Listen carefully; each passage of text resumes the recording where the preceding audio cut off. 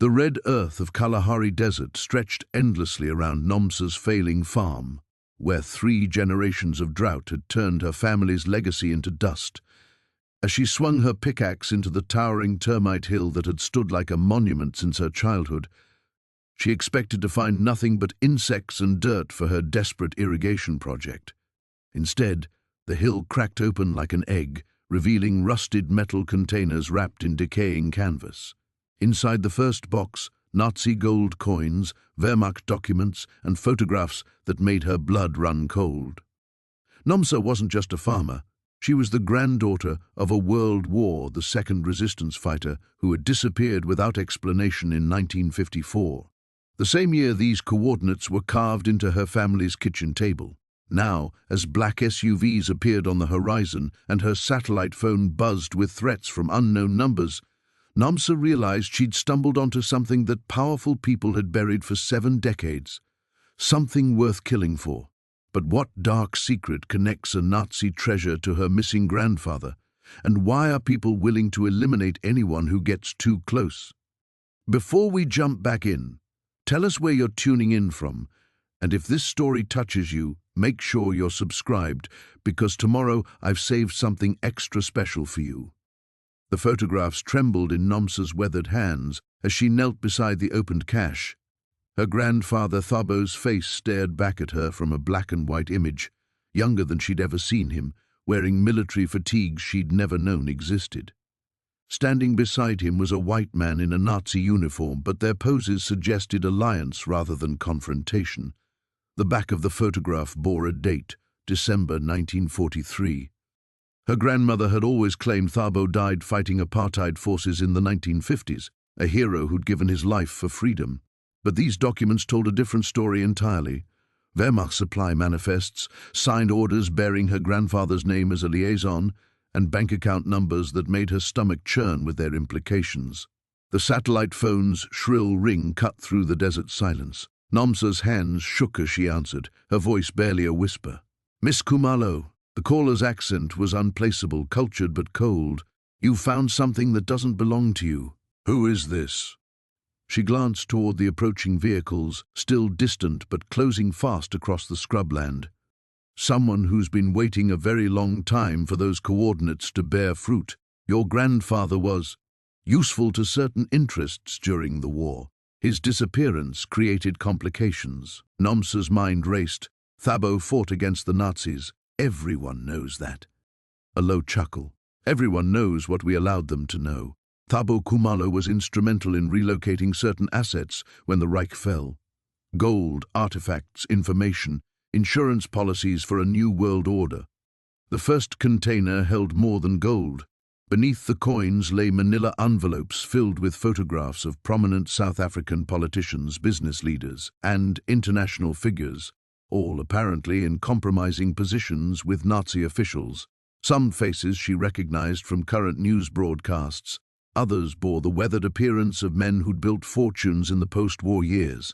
"These people in the photos," she began, "are very much alive and very much interested in maintaining their reputations.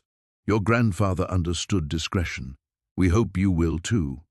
The SUVs were close enough now that she could see their tinted windows gleaming in the harsh sunlight. Dust clouds billowed behind them like warnings written in earth and air. Nomsa stuffed several photographs and a handful of gold coins into her jacket pockets. The rest she left scattered around the broken termite hill. If these people wanted their secrets back, they'd have to work for them. "My grandfather disappeared because he tried to expose this, didn't he?" Silence stretched across the phone line before the voice returned, harder now. "Your grandfather disappeared because he became greedy. He thought he could blackmail the wrong people. We're hoping you're smarter than he was."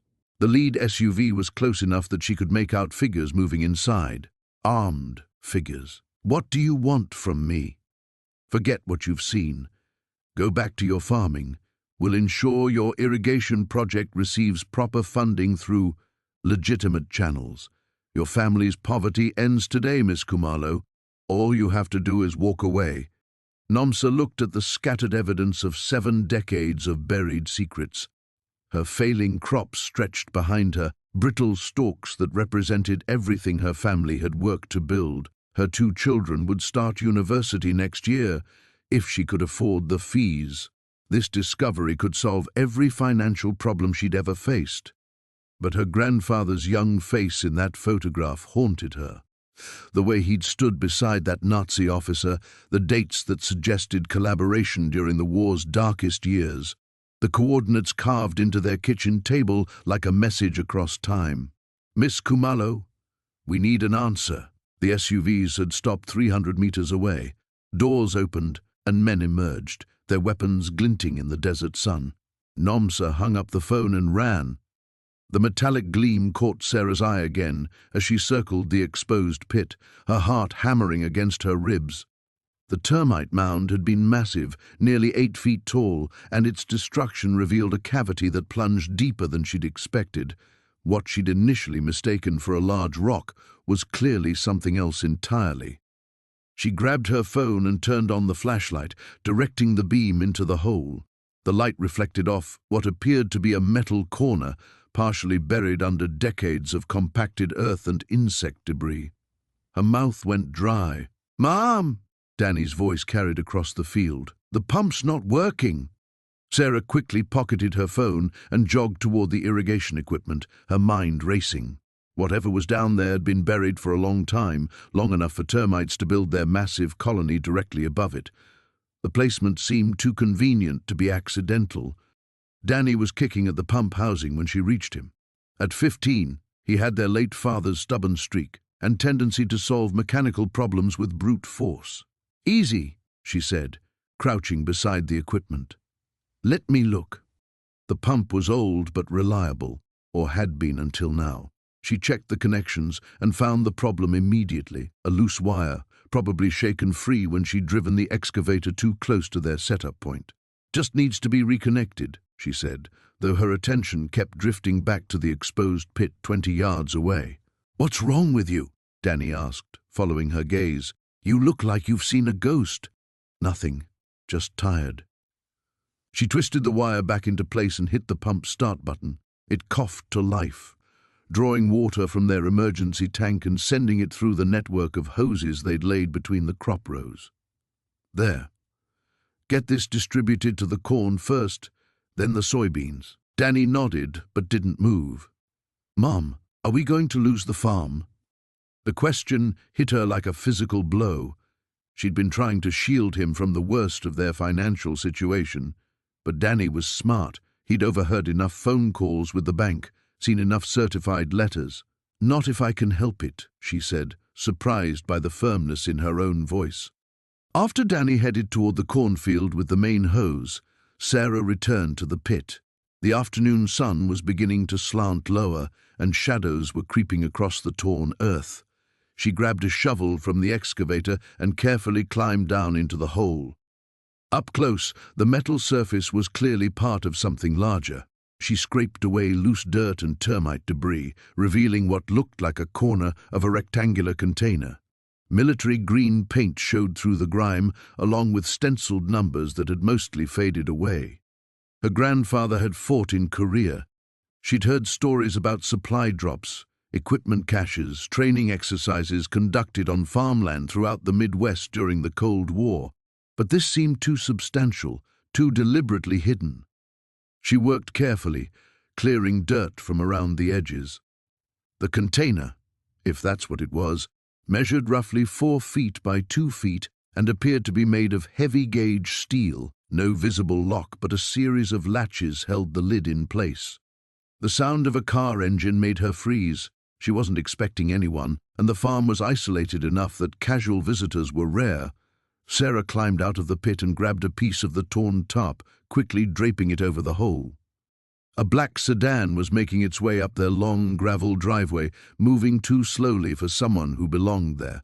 She couldn't make out the driver through the tinted windows, but something about the vehicle's deliberate approach set off alarm bells. Sarah walked toward the house, trying to appear casual while keeping herself between the approaching car and the covered pit. The sedan came to a stop near her front porch, and 2 men emerged. Both wore dark suits despite the heat, and neither looked like they belonged on a working farm. The driver was tall and lean, with prematurely grey hair and the kind of posture that suggested military training.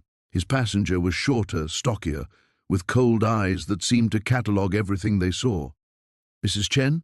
The taller man approached with a practiced smile. "I'm Agent Morrison. This is Agent Webb. We're with the Department of Agriculture. We'd like to ask you a few questions about your recent excavation work." Sarah's blood turned to ice. The Department of Agriculture didn't send agents in black sedans, and they certainly didn't show up within hours of someone digging on their own property. "I'm sorry," she said, "but I don't have time right now. If you'd like to schedule an appointment—" "This won't take long," Morrison interrupted, still smiling. "We understand you've been doing some irrigation work, moving earth around. We just need to verify that you haven't encountered any unexpected materials." Webb had wandered closer to the excavation site, his attention focused on the covered pit. Sarah realized with growing horror that these men already knew exactly what she'd found. The sound of gravel crunching under tires made Elena's blood freeze. She pressed herself against the kitchen window, peering through the faded curtains at the black SUV rolling up her driveway. The vehicle looked government issue, too clean, too purposeful for anyone with legitimate business on a failing farm. "Miguel, take Sofia to the root cellar," she whispered urgently to her son, who was hunched over his breakfast. "Now." "Mom." "What's now?" Her tone brooked no argument. Miguel grabbed his younger sister's hand, confusion creasing his 16-year-old features. Sofia whimpered as they disappeared through the back door, heading for the old storm shelter behind the house. Elena had made them practice this drill countless times over the years, though she'd never explained why. Growing up undocumented had taught her that preparation could mean the difference between survival and catastrophe. Two men emerged from the SUV. The driver wore a crisp suit despite the morning heat, his movements measured and professional. The passenger was older, stockier, with silver hair and the bearing of someone accustomed to giving orders. Neither looked like they belonged in her world of dust and desperation. Elena slipped through the house to the front door, her heart hammering against her ribs. She'd hidden the metal case in the old chicken coop after examining its contents the night before. What she'd found inside had kept her awake until dawn, staring at the ceiling and wondering if she'd stumbled into something that would get them all killed. The knock came sharp and authoritative. "Mrs. Vasquez?" The younger man's voice carried a slight accent she couldn't place. "I'm Agent Morrison with the Department of Archaeological Resources. This is Dr. Henley from the State University. We understand you may have made a discovery on your property." Elena opened the door just wide enough to show her face, keeping the security chain engaged. "I don't know what you're talking about." Dr. Henley stepped forward, his smile as artificial as sweetener. "Please, Mrs. Vasquez, we're here to help. Sometimes farmers uncover artifacts, Native American remains, old foundations. It's more common than you might think. We just want to ensure everything is handled properly." "There's nothing like that here." Elena's mouth felt dry as sandpaper. "You must have the wrong farm." Morrison's expression hardened almost imperceptibly. "Perhaps we could come in and discuss this. The sun is quite intense and we've driven a long way." Through the narrow gap, Elena could see Morrison's jacket was slightly unbuttoned, revealing what looked like a shoulder holster. Archaeological resources agents didn't typically come armed, and she'd lived long enough on the margins to recognize the signs of people who made problems disappear. "I'm sorry, but I have work to do." "The drought?" "Yes, we heard about your irrigation project," Henley interrupted. "Quite resourceful, using that termite mound. Must have been quite a job, breaking through all that hardened earth." The words hit Elena like a physical blow. No one knew about the termite hill except her children, and she'd sworn them to secrecy. Someone had been watching, or worse, someone had been waiting for exactly what she'd found. "I think you should leave," she said, starting to close the door. Morrison's hand shot out, stopping the door's movement. "Mrs. Vasquez, I'm afraid we can't do that. This is a matter of national security now. Archaeological finds on federal land." "This isn't federal land. It's my property." "Actually, Henley produced a tablet from his jacket. There seems to be some confusion about the property boundaries. Our survey indicates the area where you've been digging falls within a protected archaeological zone. That makes any artifacts you may have found federal property. Elena's mind raced. She'd owned this land for 12 years, knew every boundary marker by heart. These men were lying, but they had authority behind their lies, the kind that could make a family like hers vanish without a trace. Even if that were true, she said carefully, I haven't found anything worth your attention. Morrison's smile was cold. Then you won't mind if we take a look around, just to verify that nothing of historical significance has been disturbed. A bead of sweat traced its way down Elena's spine despite the morning chill. The photographs she'd found in the case flashed through her memory, images that showed familiar faces in unfamiliar uniforms, documents bearing signatures she recognized from history books. If these men were really government agents, they already knew exactly what she'd discovered. If they weren't, the situation was even more dangerous. I'll need to see some identification, she said. Morrison reached into his jacket with deliberate slowness, and Elena caught another glimpse of his weapon. The badge he produced looked official enough, but she'd seen convincing fakes before. What worried her more was the way Henley kept glancing toward the chicken coop, as if he knew exactly where to look. Now then, Morrison said, pocketing the badge, shall we begin our survey? The radio crackled to life at dawn, Sarah's hands trembling as she adjusted the frequency. Static filled the kitchen until Marcus Chen's familiar voice cut through. Sarah? Thank God. Are you safe? She gripped the handset tighter. For now. Marcus, what the hell did I find out there? A long pause. Not over the radio. Meet me at the old grain elevator on Highway 9. 1 hour. And Sarah, come alone, but bring whatever you took from that cache. The line went dead. Sarah stared at the radio, her heart hammering. Marcus had been her late husband's best friend, a geology professor who'd helped her understand soil composition when the drought first hit. If anyone could make sense of the documents, it was him. She checked on Jake, still sleeping despite the early hour. Exhaustion had finally claimed him after midnight, when the adrenaline wore off. Emma wouldn't wake for another hour. Teenagers and their sleep schedules were predictable, even in crisis. Sarah grabbed the manila envelope and headed for her truck, scanning the horizon as she drove. The grain elevator stood like a skeletal monument against the pale sky, its concrete tower casting long shadows across the empty parking lot. Marcus was already there, his sedan tucked behind the loading dock. He emerged as she pulled up, looking older than his 50-something years. Grey stubble covered his usually clean-shaven face, and his clothes were wrinkled like he'd slept in them. "Show me," he said without preamble. Sarah handed him the envelope. Marcus spread the contents across the truck's tailgate, his expression growing increasingly grave as he examined each document. When he reached the photographs, his face went ashen. "Jesus Christ." His voice was barely a whisper. "Sarah, do you understand what this is? Military documents from the 60s. Something about testing.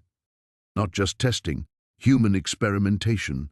Marcus picked up one of the photographs, his hand shaking. "This is documentation of biological weapons trials conducted on unwilling subjects. Look at these coordinates. They match locations of Native American reservations throughout the Southwest." Sarah's stomach clenched. "You're saying they used people as test subjects?" "Entire communities." Marcus's voice was thick with disgust. Water supplies contaminated, aerosol dispersions disguised as crop dusting. The mortality rates, he trailed off, pointing to a statistical chart. Thousands died, Sarah. Babies, elderly, healthy adults, all written off as natural disease outbreaks. She thought of the missing persons reports, the cover-up attempts. Someone's been killing to keep this quiet. For 60 years, apparently. Marcus gathered the documents carefully. These names, he tapped a personnel list. Some of these people went on to become senators, CEOs, cabinet members. If this gets out, a dust cloud appeared on the horizon. Sarah squinted, making out 2 black SUVs approaching fast. "Marcus, we need to go, now." He was already moving, stuffing documents back into the envelope. "Take my car. I'll draw them off. What? No, I can't. Your kids need you alive. He pressed the envelope into her hands. There's a safety deposit box at First National Bank in Phoenix. Box 247. The key's in my desk at the university. Third drawer, taped under the bottom. Get these documents there, then contact Rebecca Martinez at the Washington Herald. She's the only journalist I trust with this. The SUVs were closer now, close enough that Sarah could see the tinted windows, the government plates. Marcus, come with me. He shook his head, backing toward his sedan. They'll follow whoever has the evidence. This way you might have a chance. He paused at his car door.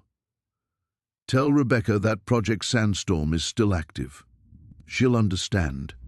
Before Sarah could protest further, Marcus was speeding away, kicking up a wall of dust as he headed east toward the main highway. The SUVs adjusted course, following him. Sarah didn't wait to see what happened next. She gunned her truck toward home, taking back roads through the scrubland, her mind racing. Human experimentation, government cover-ups spanning decades.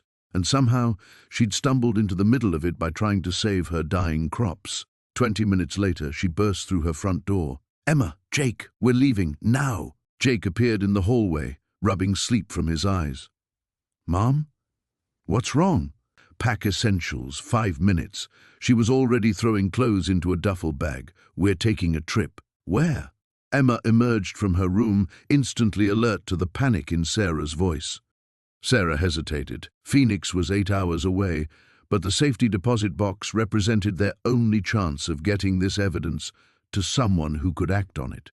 And staying here meant waiting for those black SUVs to come back. To find help, she said finally, and to make sure the truth doesn't die with us. The radio in the kitchen suddenly burst to life with emergency chatter. Sarah caught fragments: vehicle, accident, fatalities, investigation pending. Her blood turned to ice as she recognized the location. Marcus was gone.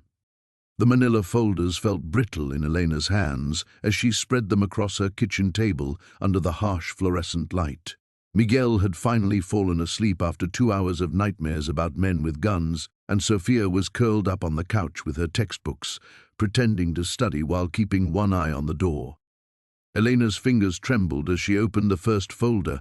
Black and white photographs spilled out, aerial shots of a compound she didn't recognize, buildings arranged in a perfect square around a central courtyard. The images were stamped with dates from 1982, and in the corner of each photo was a classification marking she couldn't read, though the word classified was clear enough.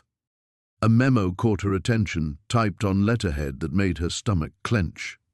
The header read Operation Centurion, and below it, in smaller text, Central Intelligence Agency. The document was addressed to someone called Deputy Director Castellanos and signed by a Colonel William Reeves. Elena had to read the first paragraph 3 times before the words sank in. Phase 1 of the operation has been successfully completed. Local assets have been neutralized, and the package has been secured at grid reference Delta 77. Recommend immediate extraction to prevent civilian discovery. Political climate suggests government change imminent. Advise permanent burial of all related materials. The package.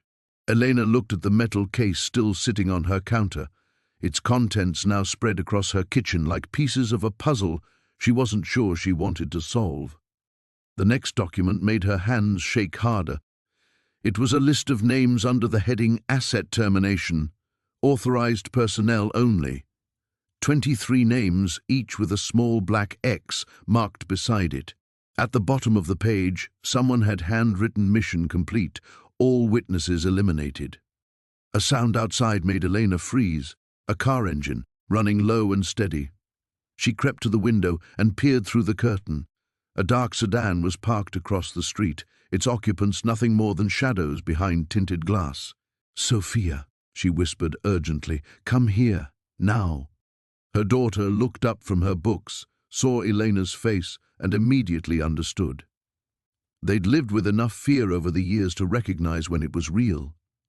Sophia gathered her things quietly and moved to Elena's side. "There's a car," Elena murmured. "We need to call your father." But even as she reached for her phone, Elena knew Carlos couldn't help them now. Whatever she'd stumbled onto was bigger than crop failures and bank loans. The documents spread across her table told a story of murder and cover-ups, of powerful people who'd killed to keep secrets buried. Her phone buzzed with a text from an unknown number. "We need to talk. Tomorrow. Sunrise. Old Guerrero Bridge. Come alone. Bring everything." Elena's blood turned to ice water. How did they get her number? How did they even know she'd found anything? She looked at Sophia, who was reading over her shoulder. Her daughter's face had gone pale, but her jaw was set with the same stubborn determination that had gotten Elena through 20 years of farming. "Mom, what is this stuff? What does it mean?" Elena picked up another photograph, this one showing the interior of what looked like a laboratory. Men in military uniforms stood around tables covered with equipment she couldn't identify. But in the background she could make out maps on the wall, maps of their region with red circles marking locations she recognized: her neighbor's farm, the town of San Marcos, and there, unmistakably, a circle around the exact spot where her termite hill had stood. "I think," Elena said slowly, "that they were doing something here. Something they needed to hide when the government changed." The pieces were starting to fit together in horrible ways. The new government in 1983 had promised investigations into the previous regime's activities. American involvement in local military operations had become a political liability overnight. Someone had needed to make evidence disappear, and they'd chosen her land, remote, worthless, forgotten. Except now it wasn't worthless anymore. The drought had forced her hand, and her desperate search for water had unearthed their carefully buried secrets. Another document caught her eye, a map with coordinates and dates showing movement patterns across the border. Weapons shipments, she realized. This wasn't just about some long-ago military operation. These papers documented arms dealing, money laundering, assassination orders. The car engine outside shut off. Elena grabbed the most damaging documents and stuffed them inside her jacket. The rest she shoved back into the case, her mind racing. She needed somewhere safe to hide everything, somewhere these people couldn't find it.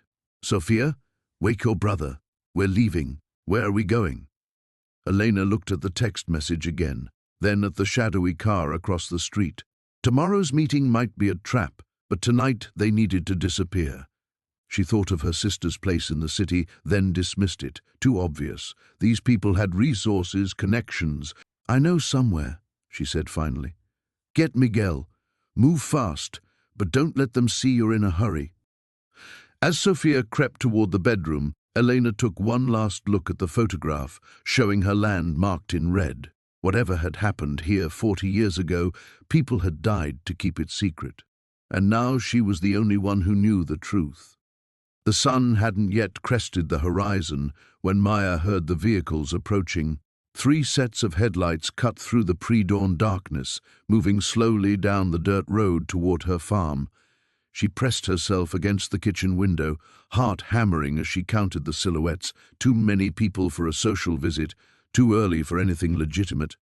"Kids, get dressed. Now." Her voice carried the kind of authority that brooked no argument. Tommy appeared first, rubbing sleep from his eyes, followed by Sarah clutching her stuffed rabbit. "Mom, what's happening?" Sarah's voice was small, uncertain. Maya was already moving, grabbing the emergency bag she'd packed the night before. The documents from the cache were wrapped in plastic at the bottom, beneath changes of clothes and her grandmother's jewelry. "We're going on a trip. Remember what we talked about?" The vehicles had stopped at her gate. Car doors slammed in the distance, followed by the low murmur of voices. Maya counted at least 6 people, maybe more. Through the growing light, she could make out military-style clothing and the unmistakable outline of weapons. Her phone buzzed. "Dr. Chen, they're coming for you." His voice was urgent, breathless. "My contact at the university called. Someone's been asking questions, showing badges. You need to leave now." "Already moving," Maya whispered, ushering the children toward the back door. "Meet at the place we discussed." The sound of boots on gravel grew closer. Maya killed the call and grabbed Tommy's shoulders. "Listen to me. We're going to walk very quietly to Uncle Jim's truck. Don't run unless I tell you to run." Jim's old Ford was parked behind the equipment shed, hidden from view of the main road. He'd brought it over last night after Maya called, understanding without needing explanation that his sister was in the kind of trouble that required backup plans and alternative exits. They slipped out through the kitchen door just as a firm knock echoed from the front of the house. Maya's hand found Tommy's, while Sarah pressed close to her other side. The morning air was cool against her skin, and somewhere in the distance a rooster called the day to life. "Federal agents, open up." The voice carried clearly in the still air. Maya and the children moved like shadows between the outbuildings. The truck was 20 yards away when Sarah stumbled, her foot catching on an exposed tree root. The stuffed rabbit tumbled to the ground, and Sarah's sharp intake of breath seemed to echo in the silence. They froze. Maya's ears strained for any sign they'd been detected, but the voices continued at the front of the house, more insistent now. "We know you're in there, Ms. Rodriguez. We just want to talk."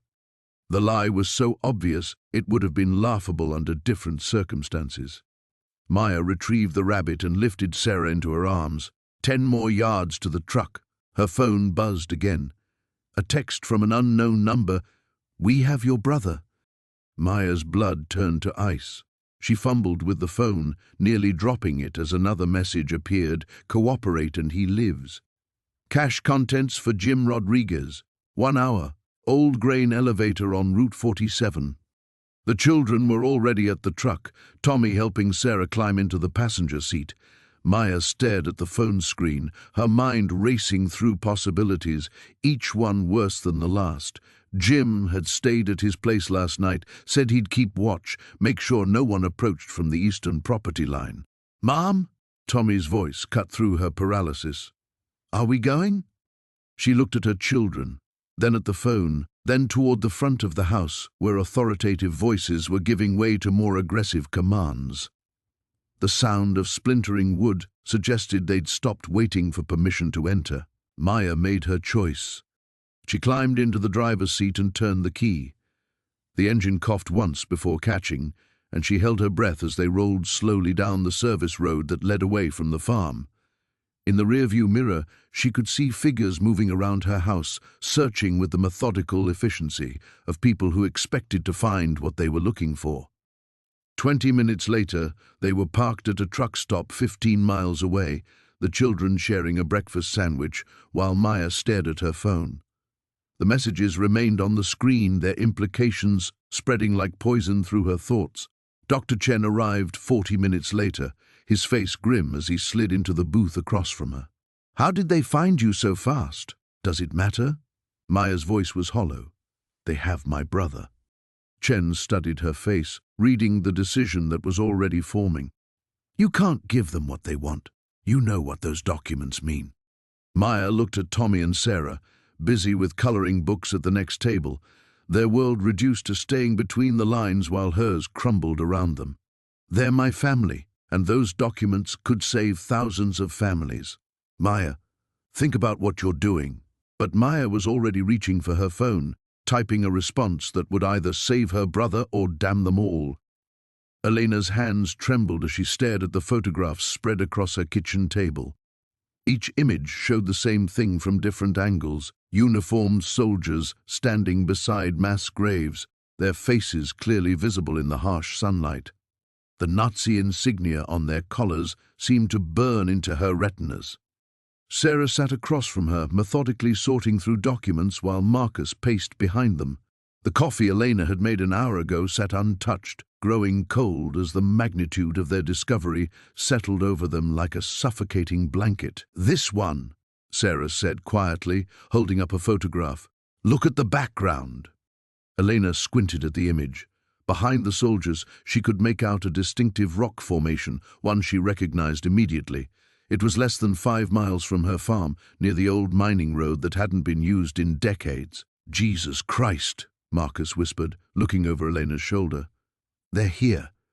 The bodies are still here. Elena's stomach lurched. She thought about all the times she'd walked that path as a child, picking wildflowers with her grandmother. How many people were buried beneath their feet? "There's more," Sarah said, her voice barely audible. She pulled out a leather-bound ledger, its pages yellowed with age. Names, dates, locations. It's a record of everything. Who was killed, where they're buried, even... She paused, her finger tracing down a column of numbers. Even how much they paid the locals to keep quiet.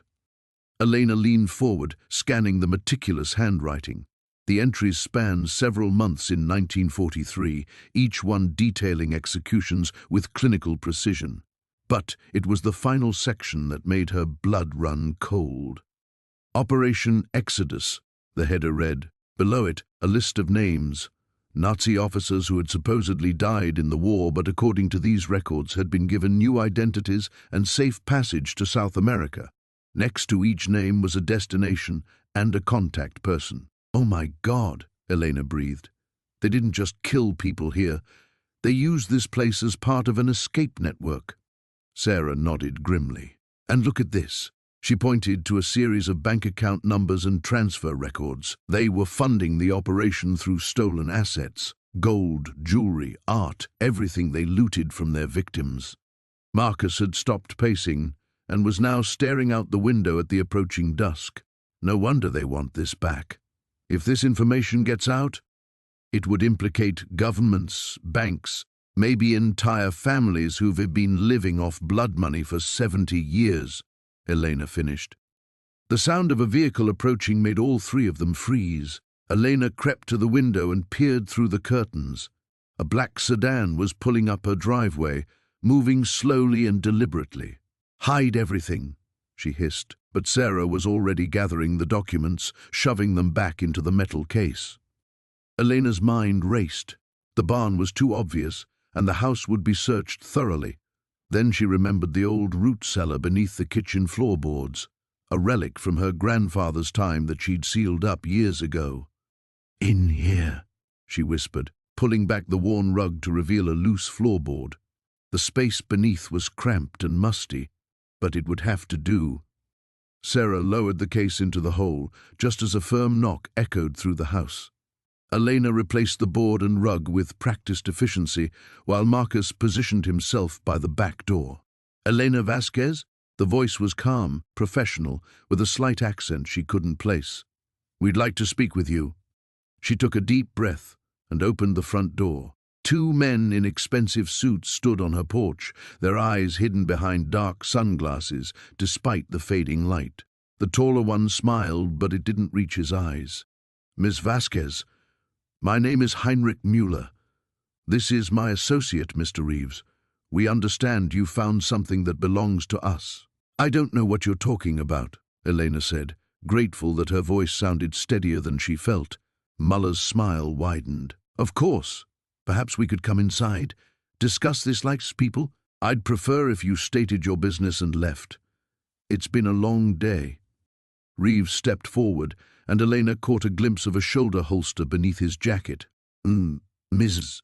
Vasquez, we're trying to resolve this quietly, for everyone's sake, including your families." The threat was unmistakable.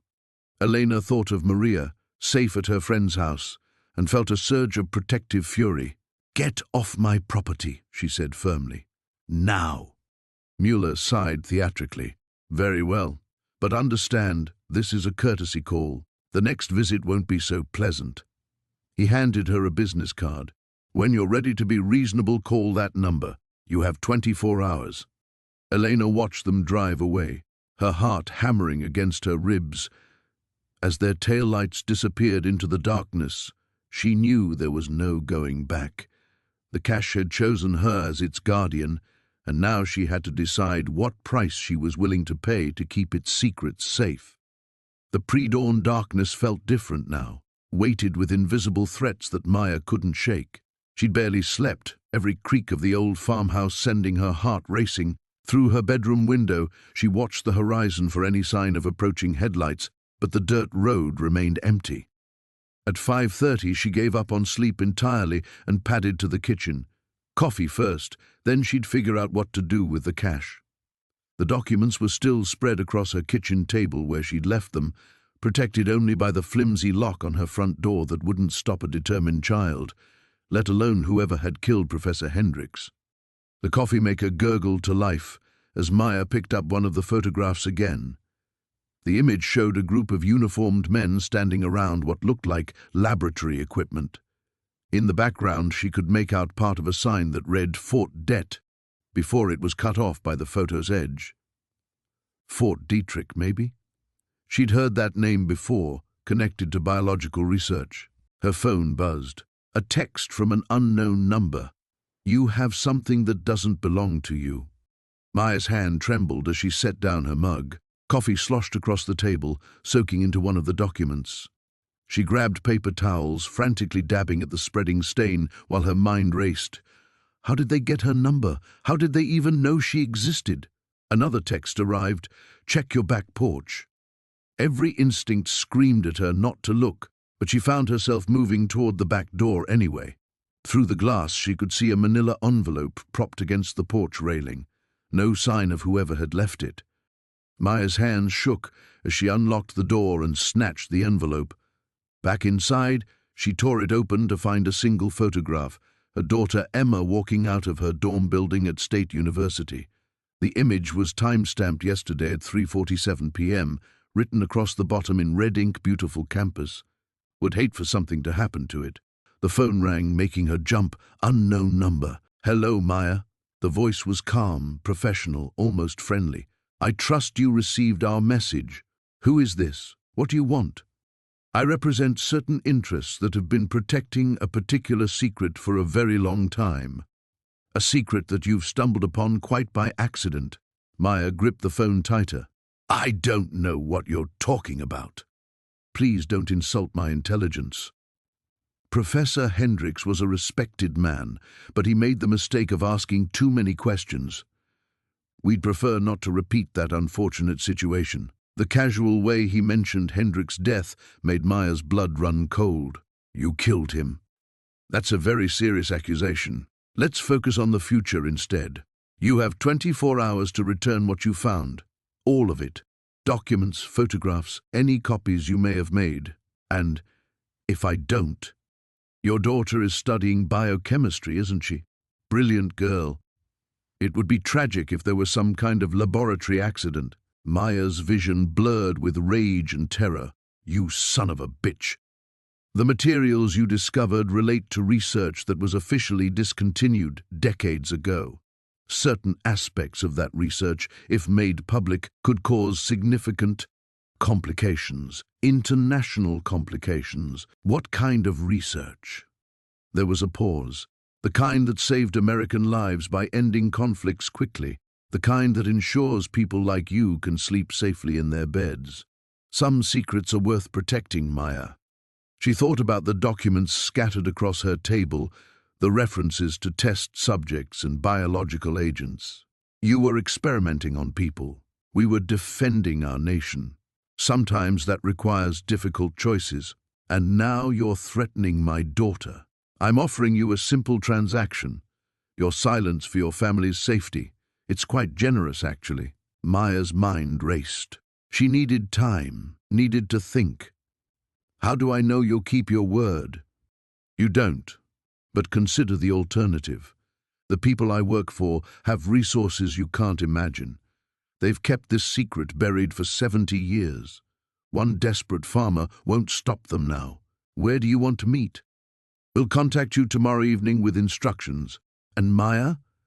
Don't do anything foolish. Don't contact the media. Don't call the police. Don't try to run. We're watching." The line went dead.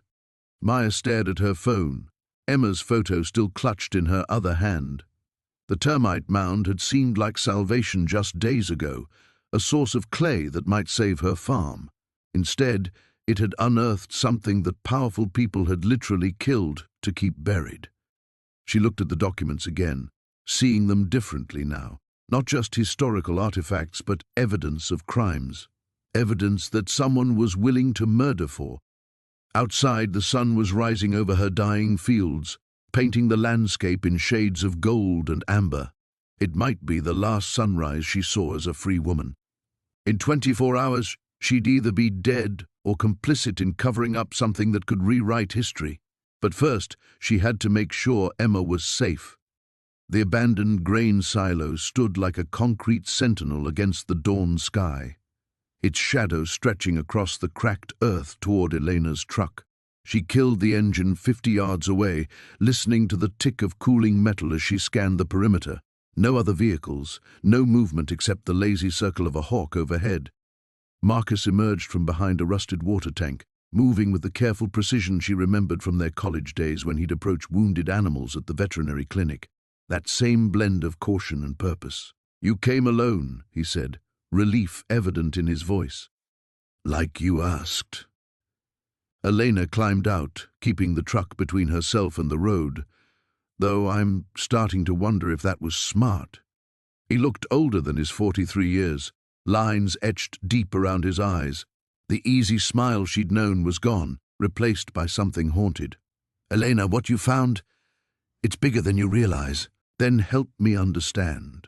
She pulled the metal cylinder from her jacket, starting with why people are willing to kill for this. Marcus stared at the object, his face going pale. "Jesus, you brought it with you?" Seemed like the kind of thing you don't leave lying around. She hefted the cylinder's weight, though I'm beginning to think that was another mistake. "No, you're right. Keeping it hidden won't solve anything." He gestured toward the silo. "Inside. We can't risk being seen together out here." The interior smelled of old grain and decay. Shafts of sunlight pierced the gloom through gaps in the concrete walls, illuminating motes of dust that danced like ghosts. Marcus pulled out a small LED flashlight, its beam steady and bright. "My grandfather wasn't just an army photographer. He began without preamble. He was part of a classified documentation unit. They recorded things the government didn't want the public to see." Elena felt a chill that had nothing to do with the cool air inside the silo. "What kind of things?" "Experiments. On soldiers, mostly. Testing the effects of chemical weapons, radiation exposure, psychological manipulation." Marcus's voice was barely above a whisper. Project Mindbridge was the worst of them. The name hit Elena like a physical blow. She'd seen it stamped on several documents from the cache. Mindbridge. "That was in the files I found." "Then you know what they were doing." His eyes met hers in the flashlight's glow, taking young soldiers, kids barely out of high school, and subjecting them to drugs, torture, sensory deprivation, all in the name of creating the perfect interrogation-resistant operative. Elena's stomach churned. "How many?" "Hundreds, maybe more. Most of them never made it home. The ones who did," Marcus shook his head.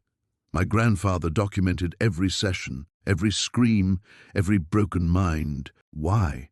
The word came out strangled. "Why would he do that?" "Because someone had to witness it.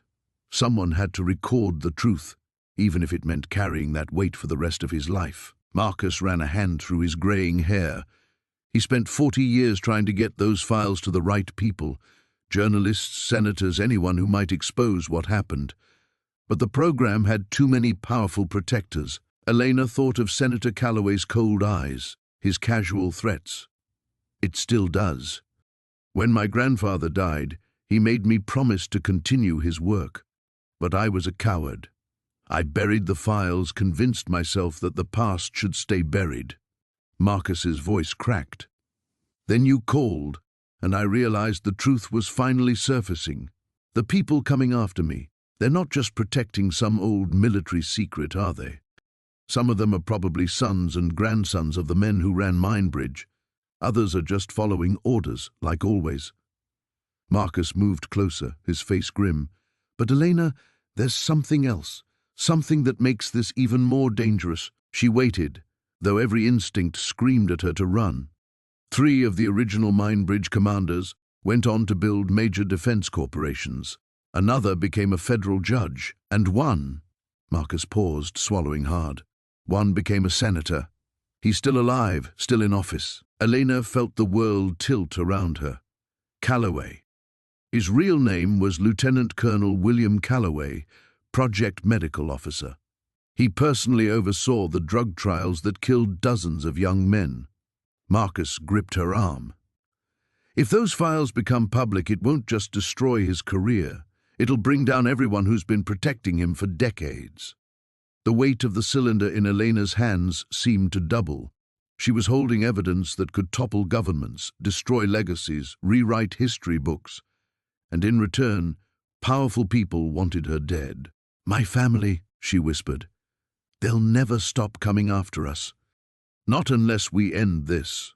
Marcus's voice carried a new strength. "My grandfather's original files are hidden at his old ranch. Combined with what you've found, we'll have everything. Names, dates, photographs, enough to make this too big to cover up."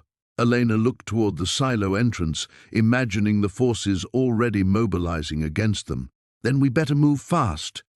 The abandoned grain silo stood like a concrete monument against the star-scattered sky, its cylindrical form dark and imposing. Sarah cut the truck's engine 50 yards away, the sudden silence making her hyper-aware of every sound, the tick of cooling metal, distant coyote calls, and Marcus's steady breathing beside her. "You sure about this place?" she whispered, though no one else was around for miles. Marcus nodded, checking his phone signal. 2 bars, enough to upload the files if needed. "My grandfather used to store equipment here during harvest season. There's a maintenance room with power still connected to the grid. We can set up the camera equipment and go live if we have to." Sarah grabbed the duffel bag containing the cash documents, while Marcus shouldered the backpack with his recording gear. The silo's metal door groaned in protest as they forced it open, the sound echoing in the vast empty space above. Marcus's flashlight beam swept across rusted grain chutes and debris-covered concrete floors. "This way." He led her up a narrow staircase to a small room halfway up the silo's wall. True to his word, fluorescent lights flickered to life when he hit the switch, revealing a cramped space with a desk, folding chairs, and electrical outlets. Perfect. Sarah spread the documents across the desk while Marcus set up his camera and laptop. The yellowed papers seemed to glow under the harsh lighting, maps of Vietnam marked with coordinates, correspondence between military officials and corporate executives, and most damning of all, the chemical analysis reports Dr. Martinez had died trying to expose. Marcus positioned the camera to capture both Sarah and the documents. "I'll stream this to 3 platforms simultaneously. Even if Kellerman's people shut down 1 or 2, the 3rd should stay live long enough for people to record it." Sarah's hands trembled as she arranged the papers in order. In a few minutes she'd be point of no return territory. Once this went public, there'd be no hiding, no running, no pretending this nightmare would just go away. Her phone buzzed. A text from Jake. "Mom, where are you?" "Dad's acting weird and there's a car parked outside." Sarah's blood turned to ice. "Marcus, we need to do this now." "What's wrong?" "They're at my house." Sarah's fingers flew across her phone's keyboard. "Take Emma and go to the Hendersons. Don't tell your father." Now, Marcus was already bringing his equipment online. 30 seconds and we'll be live." Sarah positioned herself behind the desk, the documents clearly visible in the camera frame. She'd rehearsed what she wanted to say during the drive over, but now her mind felt blank. How do you tell the world that everything they thought they knew about a war was built on lies? "We're live," Marcus announced, streaming to Facebook, YouTube, and Instagram simultaneously. Sarah looked directly into the camera lens. "My name is Sarah Chen, and I'm a farmer in Millfield County, Nebraska. 3 days ago, I discovered something that powerful people have killed to keep secret. What you're about to see are classified military documents from 1968 that prove American soldiers were unknowingly exposed to an experimental chemical weapon." She held up the first document, a memo from a chemical company executive to a Pentagon official. This correspondence shows that Kellerman Industries developed a compound called Agent Green, designed to be more effective than Agent Orange. But unlike Agent Orange, which was tested extensively, Agent Green was deployed in the field with minimal safety protocols. Marcus monitored the viewer count on his laptop screen, giving her encouraging nods as the numbers climbed. 300 viewers, 500, 800. The men who were exposed to Agent Green weren't told what they were handling, Sarah continued, her voice gaining strength. When they started getting sick, cancers, neurological disorders, birth defects in their children, Kellerman Industries and the Pentagon buried the evidence. She showed the chemical analysis reports to the camera. This is proof that Agent Green contained compounds that were known to be carcinogenic and mutagenic. Thousands of veterans have suffered and died, and their families have been denied compensation because, officially, Agent Green never existed. Her phone buzzed again. "Jake, Emma's scared." "What's happening?" Sarah forced herself to focus on the camera. Dr. Elena Martinez, a chemist who tried to expose this cover-up, was murdered yesterday. Her death was made to look like an accident, but I have evidence proving otherwise. The viewer count had reached 1,500 and was climbing rapidly. Comments were flooding in, some supportive, others calling her a liar or a traitor. "I'm sharing these documents because the truth matters more than my safety," Sarah said. "Veterans deserve to know what was done to them. Their families deserve justice, and the people responsible for this cover-up need to be held accountable." Marcus held up 5 fingers, then 4, 3, 2, 1. All 3 streams had gone dark simultaneously. "They found us," he said, already packing up his equipment. Outside, Sarah heard the distant rumble of approaching vehicles, multiple engines, moving fast across the prairie toward their location. The abandoned grain silo stood like a concrete monument to better times, its shadow stretching across the cracked earth as Sarah pulled up in Marcus's pickup truck. She'd left her own vehicle hidden behind the old Hendricks place 3 miles back, hoping to throw off anyone tracking them. The paranoia that had settled in her bones felt justified now. Too many coincidences, too many people who knew things they shouldn't. Inside the silo, the air hung thick with dust and the ghosts of harvests past. Emma sat cross-legged on a makeshift bed of hay bales, her laptop balanced on her knees, fingers flying across the keyboard with an intensity that reminded Sarah of her late husband when he'd get lost in farm equipment manuals. But this was different. This was dangerous. "I've been going through more of the files," Emma said without looking up. "Mom, some of this stuff, it's not just about weapons testing.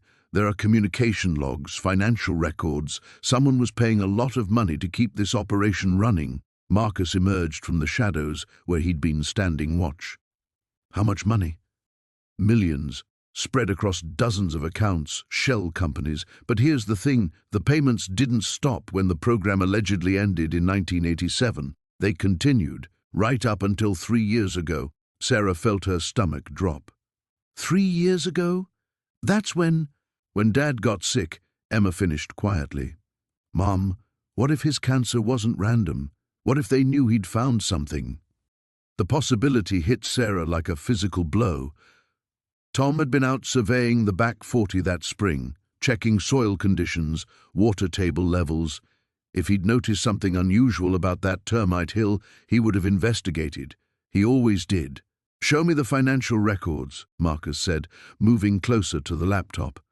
Emma angled the screen toward him. "Look at this company name, Meridian Agricultural Solutions. They've been making payments to something called Project Clearwater for decades." Sarah frowned. "I know that name. Meridian. They approached us about selling the farm 2 years ago, right after Tom's diagnosis, offered way more than the land was worth. They wanted the termite hill," Marcus said grimly. "Or more specifically, they wanted to make sure nobody else found it." A new voice cut through the dusty air. "Smart man."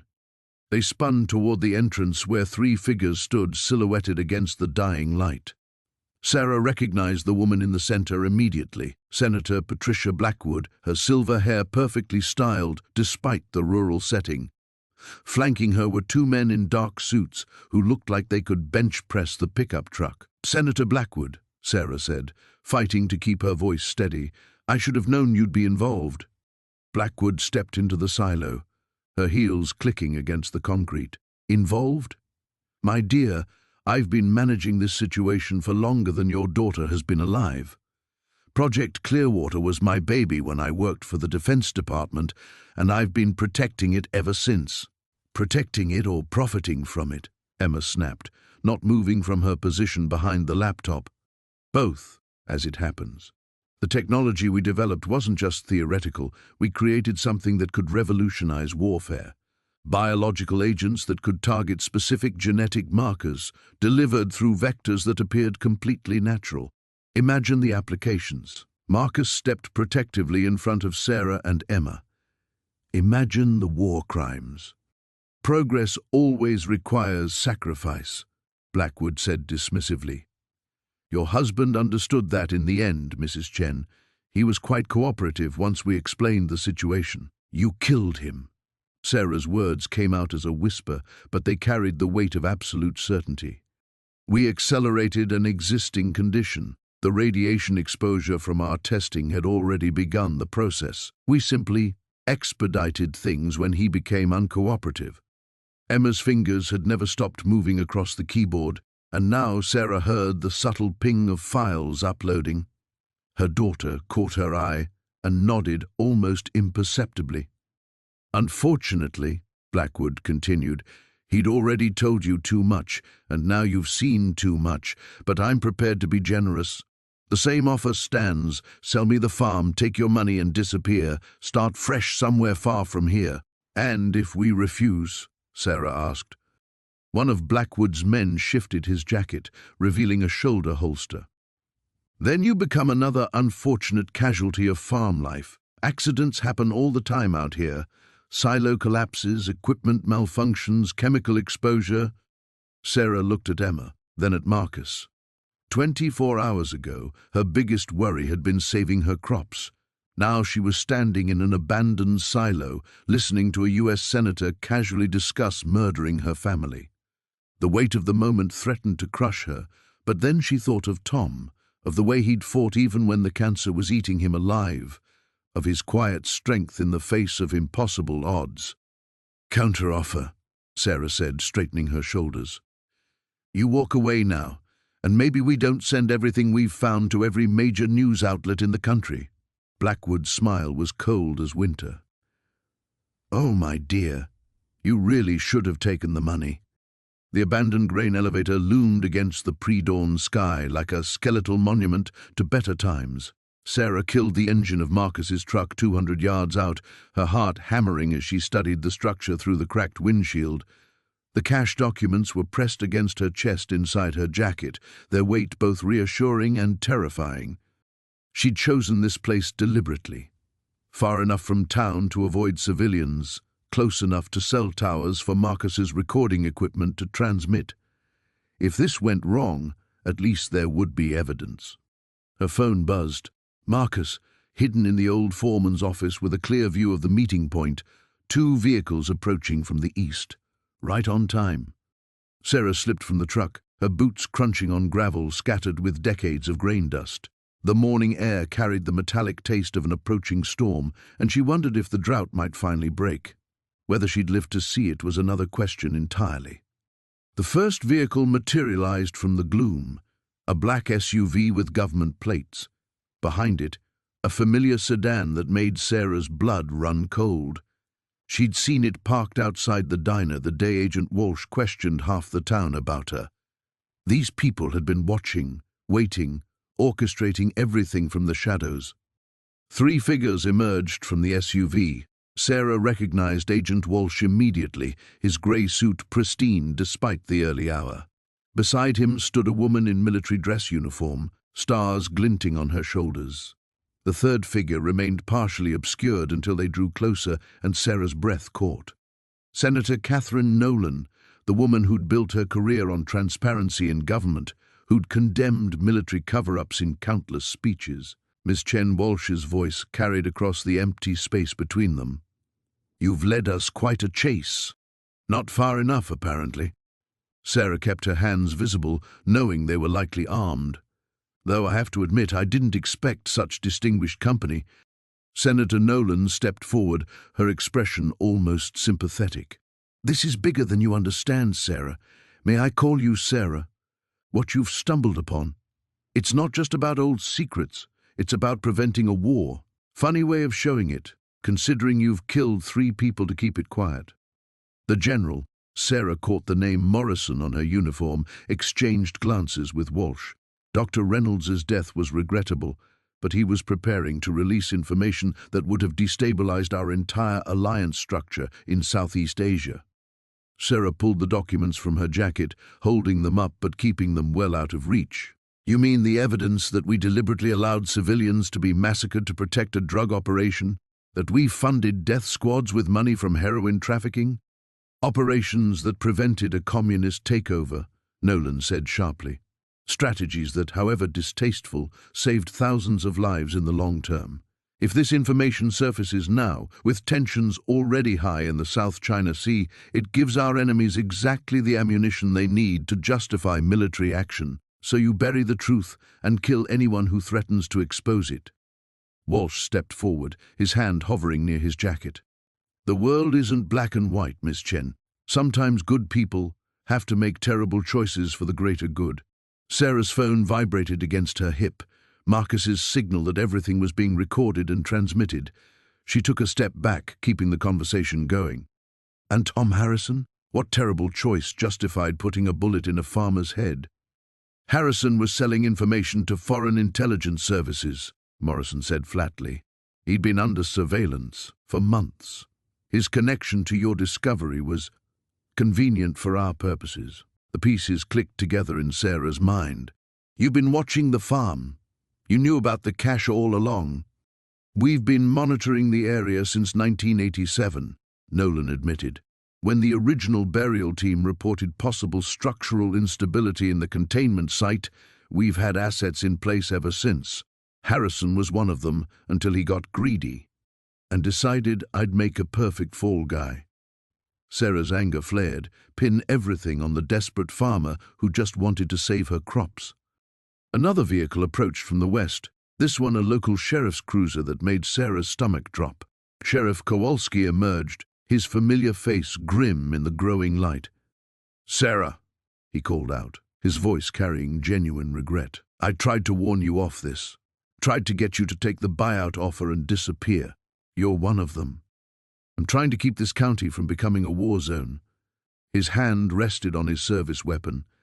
These people have resources you can't imagine. They've been patient, but that patience is running out. Thunder rumbled in the distance, and the first drops of rain began to fall, fat, heavy drops that struck the documents in Sarah's hands like tears. The drought was finally breaking, but she might not live to see her farm bloom again. Walsh raised his hand slightly, and Sarah caught the glint of metal from concealed positions around the grain elevator. They'd come prepared for resistance. Last chance, Sarah, Senator Nolan said softly. Walk away. Take the money. Save your family. The abandoned grain silo stood like a skeletal finger against the dawn sky, its corrugated metal sides peppered with rust holes that let slivers of pale light pierce the darkness within. Sarah pressed her back against the cold concrete foundation, listening for any sound that didn't belong to the wind whistling through the wheat stubble. Marcus had chosen the location well, isolated enough to avoid unwanted attention, but with enough sight lines to spot trouble coming from any direction. She checked her watch, 6:47 a.m. Marcus would arrive in 13 minutes if he was punctual, which everything about their brief encounter suggested he would be. The manila envelope containing copies of the documents felt heavy in her jacket pocket. Elena had insisted she bring only duplicates, keeping the originals hidden in a new location. Trust is earned, her daughter had said, sounding far older than her 23 years. And we haven't earned it with this man yet. Sarah's phone buzzed softly. A text from Elena, 2 black SUVs passed the farm gate 5 minutes ago, moving slow. Didn't stop but circled back. Her blood chilled. She typed back quickly, stay hidden. If I don't return by noon, take everything to Sheriff Martinez. A dust cloud appeared on the access road, growing larger as it approached. Sarah squinted, trying to make out the vehicle. A single pickup truck, blue and battered, matching Marcus's description of what he'd be driving. She remained hidden until the truck pulled up to the silo and the engine cut off. Marcus stepped out alone, scanning the area with the practiced efficiency of someone accustomed to dangerous meetings. He wore civilian clothes, jeans and a work shirt, but his bearing remained unmistakably military. Sarah waited another full minute before emerging from her hiding spot. "Mrs. Chen." He nodded, his face grave. "Thank you for coming. You said you had answers about what we found, about why people are trying to kill my family." Marcus glanced toward the horizon where the dust had settled. "Those documents you found? They're part of something called Operation Brushfire, a classified program from 1963 that was supposed to stay buried forever." Sarah pulled out the envelope but didn't hand it over. "What kind of program?" "The kind that powerful people built their careers on covering up." Marcus's jaw tightened. In '63, there were concerns about Soviet influence in Central America. The operation was designed to eliminate those concerns permanently. Chemical weapons, Sarah, banned substances that could make entire populations disappear while making it look like natural causes. The words hit her like a physical blow. The canisters contained compounds that were tested on villages in Guatemala and El Salvador. Thousands died. The program was shut down when someone leaked partial information to a journalist, but the evidence, including the remaining chemical stockpiles, disappeared. Sarah's hands trembled as she processed this information. "And the names in the documents?" "Include 3 current members of Congress, a federal judge, and the CEO of Meridian Defense Contractors. Their fathers and grandfathers were all involved in authorizing or covering up brushfire." Marcus stepped closer, his voice urgent. "Sarah, these people have killed to protect this secret for 60 years. They're not going to stop now." The distant sound of engines made them both freeze. Multiple vehicles, approaching fast from different directions. Marcus cursed under his breath and moved toward his truck. "Wait," Sarah called out. "How do I know you're really trying to help? How do I know this isn't another trap?" Marcus paused, then reached into his shirt and pulled out a small pendant, a silver cross worn smooth with age. "Because my grandfather was the journalist who tried to expose brushfire in 1963. They killed him for it and made it look like a car accident. My family has been waiting for proof like this for decades." The engine sounds grew louder. Sarah could see dust clouds rising from at least 3 different approach roads. Her heart hammered against her ribs as she realized they were being surrounded. "They tracked one of us," Marcus said grimly, starting his truck. "Probably your phone. You need to get out of here now." Sarah ran toward her own vehicle parked behind the silo but pulled up short when she saw the black SUV blocking her path. 2 men in tactical gear were already positioning themselves behind it, automatic weapons clearly visible. "This way!" Marcus shouted, and Sarah sprinted toward his truck as the first shots rang out, sparking off the metal siding of the silo. She dove into the passenger seat as Marcus gunned the engine, tires spitting gravel as they tore away from the building. More shots followed them, spider-webbing the rear window. In the side mirror, Sarah could see at least 4 vehicles converging on their position. "Where are we going?" she gasped, clutching the envelope to her chest. Marcus's knuckles were white on the steering wheel. "Somewhere they won't expect us to run to. Sometimes the most dangerous place is actually the safest." He turned the truck toward town, toward the very heart of where their enemies likely waited. Sarah closed her eyes and held on to the secrets that had already cost so many lives, praying they would survive long enough to finally expose the truth. Sarah's hands trembled as she stared at the decoded message on Marcus's laptop screen. The words blurred together, but their meaning was crystal clear. The cache contained evidence of war crimes committed by high-ranking officials who were now in positions of unprecedented power. Names she recognized from news broadcasts, senators, a Supreme Court justice, even someone in the current administration's inner circle. "We need to get this to the media immediately," Marcus said, his fingers already moving toward his secure email contacts. "Wait." Sarah grabbed his wrist. If we release this now, we're signing our death warrant. These people have already killed to protect this secret. They won't hesitate to eliminate us." Through the motel room's grimy window, headlights swept across the parking lot. Sarah's pulse quickened until the car continued past. Every sound, every shadow could mean discovery. They'd been running for 3 days, sleeping in different motels each night, paying cash and avoiding main roads. "Then what do you suggest?" Marcus asked. "We can't run forever, and every day we wait, more innocent people die. Look at what happened to your neighbor, to Detective Morrison." The weight of those deaths pressed against Sarah's chest. Jim Morrison had been trying to help her, and now his children would grow up without a father. All because she'd broken open that damned Termite hill. Her phone buzzed. Another message from an unknown number. "Your daughter looks lovely in her blue jacket today. Stop running." Ice flooded Sarah's veins. Emma was supposed to be safe at her sister's house in Colorado. She speed-dialed her sister's number. Pick up," she whispered. "Sarah, thank God. Where are you? There are people here asking about you. They said they were federal agents, but something felt wrong. Get Emma and leave, now. Don't pack anything, just go. What's happening? You're scaring me. Please, just trust me. Take Emma somewhere public, somewhere with crowds. I'll call you in 2 hours with instructions." Sarah ended the call and turned to Marcus. "They found my family." Marcus closed the laptop. "There's something I haven't told you. The reason I knew about the cash, about what it contained, I wasn't just investigating corruption. My father was one of the soldiers who originally buried it."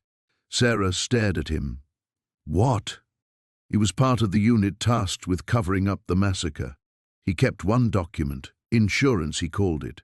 When he died last year, he left it for me with instructions. He'd spent 30 years regretting his silence. You've known this whole time and didn't tell me." I needed to be sure the cash was real, that the evidence would be enough to bring them down. My father's single document wasn't sufficient. They could discredit it, call it a forgery. But with everything from the cash... A heavy footstep creaked on the walkway outside their door. Marcus grabbed the laptop while Sarah peered through the curtain. 2 men in dark suits stood at the motel office, showing identification to the clerk. "Back exit," Marcus whispered. They slipped out through the bathroom window, landing in the alley behind the motel. Sarah's truck was parked 3 blocks away, hidden behind an abandoned gas station. As they crept through the shadows, she thought about the farm, about the simple life she'd had just a week ago. Her biggest worry had been saving her crops, not staying alive. "There's a journalist in Phoenix," Marcus said as they reached the truck. "Someone my father trusted. If we can get the evidence to her, she has the resources and protection to publish it safely. Phoenix is 8 hours away. They'll have roadblocks, not on the back roads. I know this area." Sarah started the engine, keeping the headlights off until they were clear of the town. As they drove through the darkness, the weight of the laptop bag between them felt enormous. Such a small thing to contain such explosive secrets. "What happens after?" she asked. "Even if we expose this, even if justice is served, my life is over, my farm, my family's safety, everything." Marcus was quiet for a long moment. "Sometimes doing the right thing costs us everything we have." A helicopter passed overhead, its searchlight sweeping the highway behind them. Sarah pressed harder on the accelerator, taking the next exit toward a network of farm roads she'd known since childhood. Her phone rang. Emma's number. "Mom? Aunt Lisa says we have to keep moving. I'm scared. When are you coming home? Are you in trouble?" Sarah looked at the laptop bag, thought about the helicopter still circling behind them, about the men who would stop at nothing to bury the truth again. "Everything's going to be fine," she lied. "I love you." As she ended the call, Sarah realized there was no going back now. The only way to protect her family was to see this through to the end. The helicopter's rotors thundered overhead as Maya pressed herself against the rocky outcropping, her heart hammering against her ribs. Dust swirled around her in choking clouds, and she could hear boots hitting the ground 50 yards away. She clutched the waterproof case containing the documents that had turned her world upside down. wondering if she'd made a terrible mistake coming here alone. The abandoned mining facility stretched before her like a concrete skeleton, its rusted towers reaching toward the cloudless sky. This was where Colonel Harrison had told her to meet him, where he claimed they could finally expose the truth about Project Lazarus and the biological weapons cache she'd discovered beneath her farm. But as armed figures emerged from the helicopter, Maya realized she might have walked into a trap. Her phone buzzed. A text from an unknown number, Building 3, basement level. Come alone. Maya's mouth went dry. That wasn't Harrison's number. She squinted through the heat shimmer, counting at least 6 men spreading out in a tactical formation. They weren't moving like soldiers. They moved like hunters. A second text arrived. Your children are safe, for now. Ice flooded her veins despite the desert heat. Tom and Sarah were supposed to be with her sister in Phoenix, hidden away until this nightmare ended. If these people had found them... Maya forced herself to breathe. Think. The mining complex was vast, a maze of buildings and underground tunnels that had once housed hundreds of workers. If she could reach Building 3 without being seen, maybe she could turn this around. Maybe she could save her kids and still get the truth out. She waited until the search team moved toward the main administrative building, then sprinted across the open ground toward a cluster of smaller structures. Her boots crunched on broken glass and scattered debris as she ducked between abandoned vehicles and rusted equipment. The desert sun beat down mercilessly, and sweat stung her eyes. Building 3 was a squat concrete structure with most of its windows blown out. Maya found a service entrance and slipped inside, her eyes adjusting to the dim interior. The air smelled of rust and decay. Emergency lighting cast eerie shadows on water-stained walls covered in graffiti.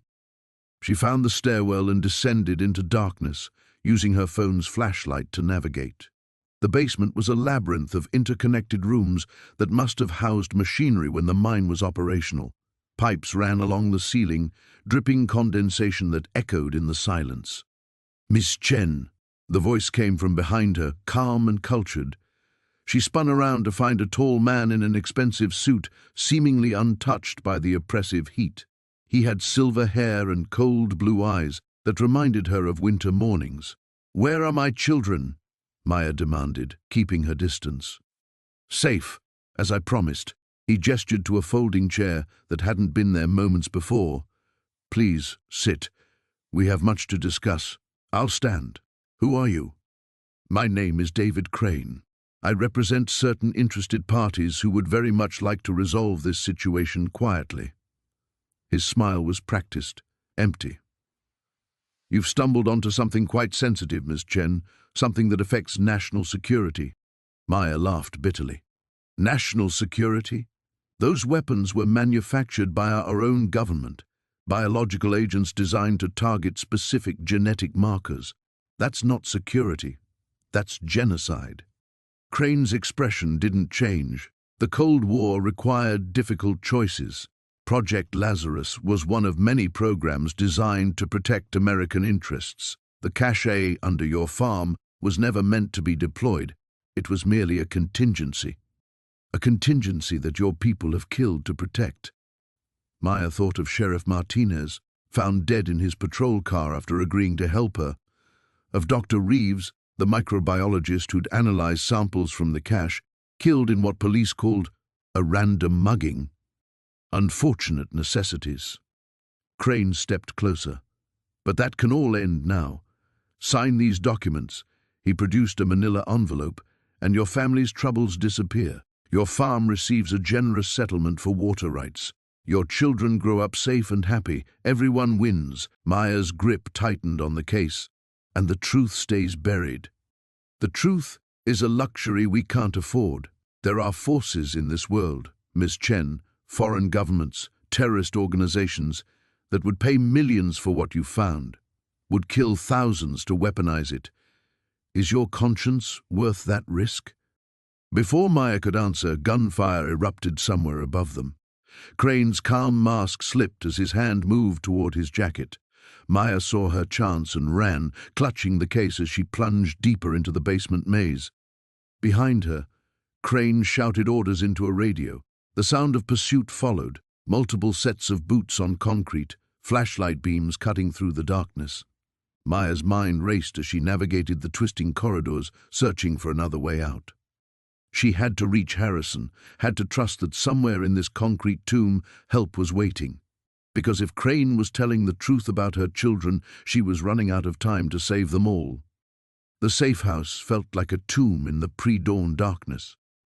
Sarah pressed her back against the kitchen wall, listening to Marcus move through the rooms with military precision. Every creak of the floorboards made her heart hammer against her ribs. Through the window, she could see the first patrol vehicle's headlights sweeping across the driveway. "They found us," Marcus whispered, appearing beside her with a duffel bag slung over his shoulder. "We've got maybe 3 minutes before they surround the place." Emma clutched the decoded files to her chest, her face pale in the moonlight streaming through the curtains. "How? We were so careful." "Doesn't matter now." Sarah grabbed her daughter's hand, pulling her toward the back door. "We move. We stay alive." The weight of Dr. Brennan's revelation still pressed down on her like lead. Operation Nightfall wasn't just about covering up war crimes. It was about protecting a network of officials who had profited from selling weapons to both sides of conflicts for decades. The names in those files included current senators, defense contractors, and intelligence directors. People with the power to make entire families disappear. Marcus cracked open the back door, scanning the tree line. Vehicle approaching from the east. 2 men on foot coming through the woods on the north side. He turned to them, his expression grim. "There's a drainage culvert about 200 yards behind the shed. It leads to the main road. You two go. I'll buy you time." "No."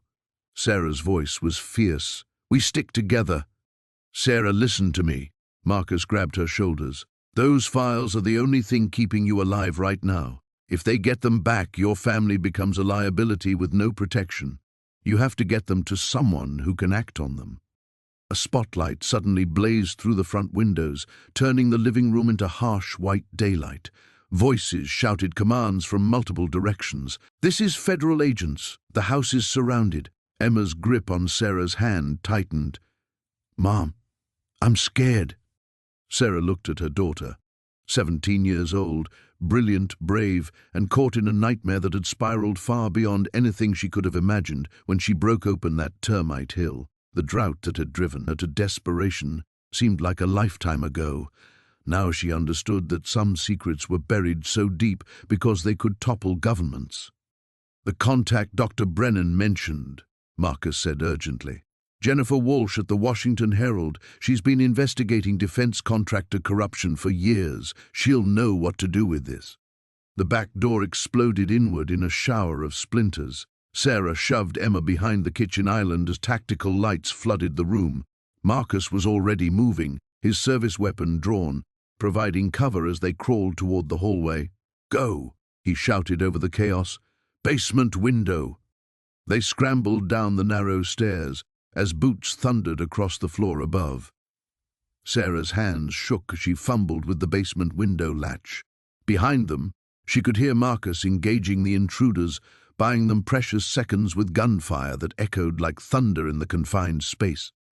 The window finally gave way, and Sarah pushed Emma through first before following with the files clutched against her chest. They emerged into the cold night air behind an overgrown hedge just as more vehicles roared up the driveway. "The culvert," Emma whispered, pointing toward the drainage ditch Marcus had described. They ran in a crouch, using the shadows and terrain to stay hidden. Sarah's lungs burned, but she forced herself to keep moving. Behind them, the gunfire had stopped, leaving an ominous silence broken only by barked orders and radio chatter.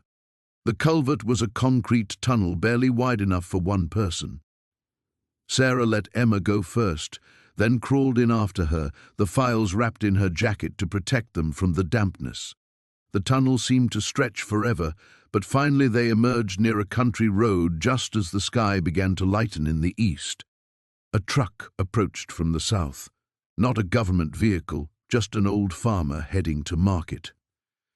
Sarah stepped into the road, waving her arms desperately. The truck slowed, and an elderly man rolled down his window. Please, Sarah gasped. We need help. There's been an accident. Something in her voice must have convinced him. Minutes later, they were bouncing along back roads in the cab of the pickup, the driver asking no questions as Sarah gave him directions to the nearest bus station. As the safe house disappeared behind them, Sarah allowed herself one moment of grief for Marcus, whose sacrifice had given them this chance. Then she focused on the road ahead. Washington was 8 hours away. The files contained enough evidence to bring down a conspiracy that reached the highest levels of government, but only if she could stay alive long enough to deliver them. Emma squeezed her hand. "We're going to make it, Mom." Sarah squeezed back, hoping her daughter was right. The real battle was just beginning. The abandoned grain silo stood like a rusted monument against the dawn sky, its metal walls scarred by decades of weather and neglect. Sarah crouched behind her truck, watching the building through binoculars as the first rays of sunlight painted the horizon orange. Marcus had been right about one thing. This place was perfect for a final confrontation. Isolated, defensible, and far enough from town that no innocent bystanders would get caught in the crossfire. She checked her watch. 6:40 to 5. 15 minutes until the meeting time Marcus had specified in his cryptic phone call. The call that had come just hours after she'd made her decision to go public with everything. "Come alone," he'd said, his voice strained with exhaustion. "Bring the files, all of them. This ends today, one way or another." Sarah's hand moved to the messenger bag slung across her shoulder. Inside were copies of everything, the documents from the cache, the photographs, her own notes detailing the conspiracy that reached into the highest levels of government. The originals were safely hidden with Emma, along with instructions to release everything if Sarah didn't return by noon. He looked haggard, his usually pristine suit wrinkled and stained. Even from a distance, Sarah could see the weight of exhaustion in his shoulders. He carried no visible weapons, but she knew better than to trust appearances. Sarah waited another 5 minutes, scanning for any sign of backup or an ambush. When she was satisfied that Marcus had come alone, she left the cover of her truck and walked toward the silo, her boots crunching on gravel. "You came," Marcus said when she was close enough to hear. His voice carried a mixture of relief and resignation. "Did you think I wouldn't?" He shrugged, a bitter smile playing at the corners of his mouth. "After everything I've done, I wouldn't blame you for running, for disappearing with your family and never looking back. That's not who I am." Sarah stopped 20 feet away, close enough to talk but far enough to react if this was a trap. "Besides, you said this ends today. I want to know how." Marcus reached into his jacket, moving slowly and deliberately. Sarah tensed, her hand moving to the pistol tucked into her waistband, but he only pulled out a thick manila envelope. 47 years, he said, holding up the envelope. "That's how long this secret has been eating away at everything it touches. 47 years of cover-ups, of eliminating anyone who got too close, of watching good people die to protect the reputation of dead men. Then why keep protecting it? Why not just let the truth come out?" "Because I was a coward." The admission came out raw, as if the words physically hurt. "Because I convinced myself that some secrets were too dangerous, that the stability of the entire system was more important than justice for a few dozen soldiers who died in an illegal operation." Sarah felt a chill that had nothing to do with the morning air. "A few dozen?" The documents mentioned casualties, but Project Nightfall wasn't just about developing chemical weapons, Marcus interrupted. It was about testing them, on our own troops, soldiers who volunteered for what they thought were routine training exercises, only to find themselves exposed to experimental nerve agents. The envelope shook in Marcus's hands. The cache found wasn't just evidence of the weapons program. It contained the medical records, the casualty reports, the communications between field commanders and Pentagon officials who knew exactly what was happening and ordered it to continue. Sarah's stomach turned. The scope of the conspiracy was even worse than she'd imagined. How many people know? Now? Maybe a dozen, scattered across various agencies and private contractors. But the circle is shrinking. 3 retired generals died of natural causes in the past month. A former CIA analyst had a heart attack last week. They're cleaning house, Sarah, eliminating anyone who might talk, including you. Marcus nodded grimly. My usefulness ended the moment you found that cachet. I'm a liability now, just like everyone else who knows the truth. He tossed the envelope at her feet. Everything's in there, names, dates, locations, enough evidence to bring down half the military-industrial complex if used correctly. Sarah bent to pick up the envelope, never taking her eyes off Marcus. And the other half? Will do everything in their power to stop you, which is why I'm here. Marcus reached into his other jacket pocket, this time producing a small electronic device. GPS tracker. They think I'm here to eliminate you and recover all the evidence. They're probably watching us right now through satellite feeds. The implications hit Sarah like a physical blow. This is a trap. Yes, Marcus said simply, but not the kind you think. The morning sun cast long shadows across the farmland as Elena stood before the assembled crowd of reporters, government officials, and curious neighbors. The weight of the documents in her weathered hands felt heavier than any harvest she'd ever carried. Behind her, the excavated termite hill gaped like an open wound in the earth, its secrets finally exposed to the light. 60 years ago, my grandfather witnessed something that changed the course of history. Elena began, her voice steady despite the trembling in her chest. What you're about to hear isn't just about buried weapons or cover-ups. It's about the price ordinary people pay when those in power decide their lives don't matter. She unfolded the first document, its yellowed edges crackling in the silence. The crowd leaned forward, cameras clicking like mechanical insects. Operation Blackwater wasn't just a weapons test, it was a deliberate poisoning of groundwater across 3 counties. The military knew the chemical compounds would seep into the aquifers, but they proceeded anyway because this area was considered expendable. Her voice hardened. My family, our neighbors, entire communities, we were test subjects in an experiment we never consented to. A murmur rippled through the crowd. Elena caught sight of Sophia standing near the back, her face pale but proud. Miguel shifted nervously beside his sister, still processing everything they'd learned about their heritage. The drought that nearly destroyed our farm, the cancer clusters in nearby towns, the mysterious illnesses that plagued families for generations. They weren't natural disasters or coincidences. They were the long-term effects of what's buried beneath this hill. General Morrison's aide stepped forward, his face flushed. These allegations are serious and unsubstantiated, without proper verification. Proper verification? Elena's laugh was bitter. Like the verification your people provided when they murdered Dr. Sarah Chen for trying to expose this, or when they killed investigative journalist Marcus Webb. She held up another document. I have their correspondence right here. They were close to breaking this story wide open.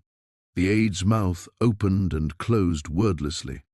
Elena noticed several officials exchanging worried glances, their confident facades cracking. My grandfather, Roberto Martinez, was 19 when he helped bury this cache. He thought he was serving his country. Instead, he became complicit in a crime that would poison the land his family would farm for decades. Elena's voice softened. He spent the rest of his life trying to make amends, leaving clues for future generations. He died knowing the truth, but unable to speak it. She pulled out a faded photograph. Roberto in his military uniform, young and hopeful. He kept detailed records of the burial locations, the chemical compositions, even the names of commanding officers who orchestrated the cover-up. Names that some of you might recognize. The crowd pressed closer as Elena read from a list that included a former Secretary of Defense, 2 senators, and a Supreme Court justice, all pillars of American politics whose careers were built on buried secrets. The statute of limitations may have expired on the original crime, Elena continued, but there's no statute of limitations on murder. The people who killed to keep this secret are still alive, still in positions of power. FBI agent Reeves stepped forward from the crowd, his badge visible. Mrs. Martinez, are you willing to turn over all documents and evidence to federal authorities? Elena met his gaze steadily. I've already provided copies to the FBI, the Environmental Protection Agency, the Department of Defense, and 3 major news organizations. This isn't about hiding evidence anymore. It's about ensuring justice. The questions came rapid fire after that. Elena answered what she could, deflected what she couldn't, and watched as the truth she'd fought so hard to protect spread like wildfire through the crowd. Social media posts multiplied in real time, carrying her words far beyond the boundaries of her drought-stricken farm. As the formal press conference concluded and the crowd began to disperse, Sophia approached with tears in her eyes. "Mom, what happens now?" Elena wrapped her daughter in a fierce embrace. "Now we wait. The government will have to respond, conduct investigations, possibly offer reparations. It won't bring back the people we've lost, but it might prevent this from happening to other families." Miguel joined their huddle, his usual skepticism replaced by something resembling admiration. "You did it, Mom. You actually did it." "We did it," Elena corrected, "as a family." As the sun climbed higher, Elena looked out over her land, still drought-stricken, still struggling, but somehow different now. The weight of secrets no longer pressed down on the soil. The truth, like water finding its way through rock, had finally broken free. In the distance, she could see work crews already setting up to begin the massive cleanup that would take years to complete. Her farm would never be the same, but perhaps that wasn't entirely a bad thing. Some wounds needed air to heal properly.